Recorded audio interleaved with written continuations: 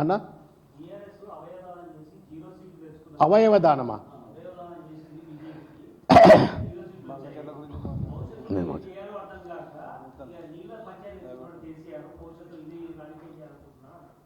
ఇది ఉల్టా చోర్ కోత్వాల్కు డాంటే అన్న, మీకు కూడా ఎరికే.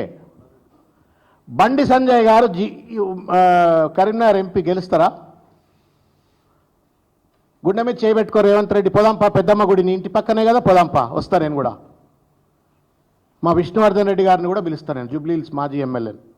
పెద్దమ్మ గుడి దగ్గర ఇద్దరం నిలబడి మాట్లాడదాం. బండి సంజయ్ని గెలిపించే ప్రయత్నం చేసింది రేవంత్ రెడ్డి కాదా?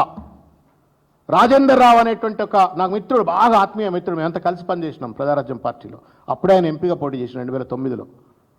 Is out of context, is not in the politics. వాళ్ళ ఫాదర్ పెద్ద లెగసీ ఉన్న ఆయన, అన్ని ఉన్నప్పటికీ కూడా is out of context.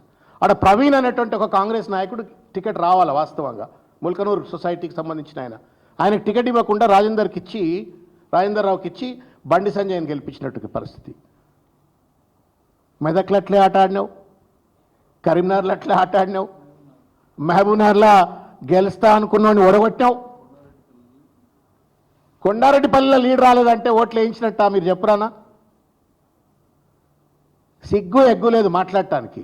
Narendra మోడీకి రేవంత్ రెడ్డి ఇచ్చిన నజరానా బీజేపీ ఎంపీలు ఎవరికి అర్థం కాదనుకుంటున్నాడు. ఇవాళ అసెంబ్లీ ఎలక్షన్స్లో they had a tacit understanding. Votes transfer అంతా కూడా, బీజేపీ ఓటు అంతా కూడా కాంగ్రెస్కు, కాంగ్రెస్ ఓటు బీజేపీకి వేయించుకున్నారు. తర్వాత పార్లమెంట్కి వచ్చేటప్పటికి అవుట్రైట్ క్యాండిడేట్లని అడ్డందిడ్డంగా పెట్టిండ్రు. ఎవరైతే పోటీలో ఉండకూడదో వాళ్ళని పోటీలో పెట్టి వాళ్ళని గెలిపించి, నరేంద్ర మోడీకి తెలుసు అబ్కీ బార్ 400 బార్ అంటే 250 బార్ भी नहीं होता అని చెప్పి నరేంద్ర మోడీకి ఎరకాదు, రేవంత్ రెడ్డి కూడా ఎరక. పరోక్షంగా ఆయనకి ఎక్కడ సీట్లు తగ్గుతాయో అని చెప్పని నరేంద్ర మోడీకి మద్దతు ఇచ్చినటువంటి ఒక రేవంత్ రెడ్డి, బీజేపీకి మద్దతు ఇచ్చినట్టు రేవంత్ రెడ్డి, అదాని లాంటి వాళ్ళను సంకలేసుకొని ఊరేగుతున్న రేవంత్ రెడ్డి, మళ్ళీ ఇవాళ కేసీఆర్ గారి పైన, బీఆర్ఎస్ పైన మాట్లాడితే నవ్వాలనా ఏడవాలనా, నవ్వితే దేంతో నవ్వాలో ఇక నాకు అర్థం కావట్లా. It's an open fact. Answer చెప్పు, రాజేందర్ రావును ఎట్లా పెట్టినావు నువ్వు చెప్పు. మెదక్లో నీ క్యాండిడేచర్ గురించి నాకు చెప్పు. ఇట్లా నేను వరుస పెట్టి చెప్పుకుంటే ఇట్లా పోతా. వంశీ మల్కాజిగిరి కథ చెప్పు.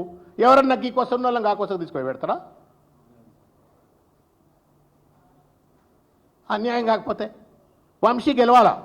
వాస్తవానికి గెలిచే అవకాశం ఉండొచ్చేమో. నీ దగ్గరనే నీకు లీడ్ రాలేదంటే ఏమన్నట్టు వచ్చా నీ ఊర్లోనే. కాబట్టి ఎక్కువ మాట్లాడక, అందరికి ఎరికే. మీరు ఎన్ని మాట్లాడినంత మాత్రాన తెలియదని కాదు, మాకు కూడా తెలుసు. టైం వస్తుంది ప్రతిదానికి. ఇప్పుడైతే బనకచెర్లు నాపోయాయి, ఇవన్నీ ఎందుకు, పనికిరాని మాటలు ఎందుకు.